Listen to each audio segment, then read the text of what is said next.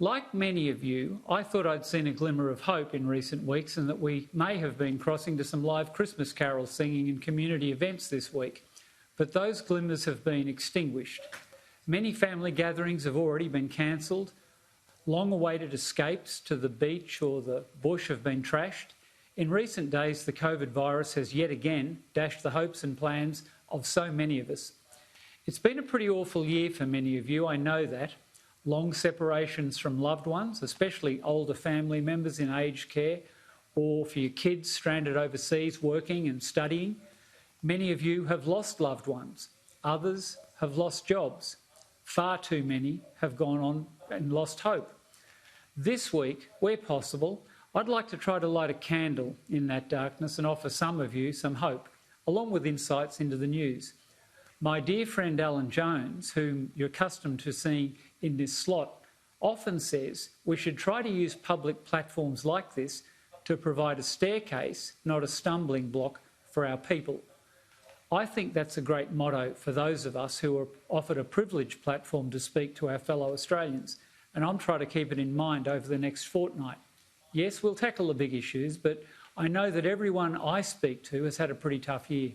So I want to bring some lighter moments to you as well. Some music, a little bit of sport, some things that remind us all that life is precious and that at times like this, there's truly important things in our lives that you can't put a value on, things that have no price tag.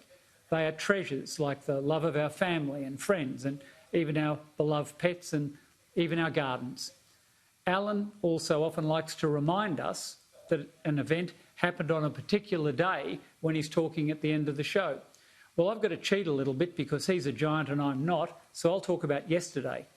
Sunday was the 20th of December, marking exactly 105 years since the last Australian troops quietly slipped off the Gallipoli Peninsula, therefore ending the Dardanelles campaign. The withdrawal was a tactical masterpiece. It was planned in intricate detail and was conducted with much greater efficiency than the landings on 25 April that we remember as Anzac Day. So it's worth reflecting on that day in our history. To those young Australians, it must have been a relief to get off that shell-torn, disease-ridden peninsula. But victory must have seemed very, very unlikely, or at least a very long way away. Yet we prevailed. Many more Australians were to die over the next 3 years, and then along came the Spanish flu epidemic. What sustained them? We look back in awe at those young men, but look at how far we've come. Those young men could not have dreamt of the Australia that you and I are living in that has emerged over the intervening century. We are indeed a very lucky country. We have first-rate health professionals who've shown bravery and unselfishness through this terrible year. We are an adaptable mob when it really counts. I truly believe that.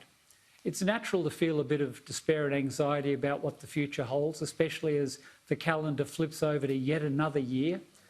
But we have survived much worse than the challenges like this, and I think we'll survive this one.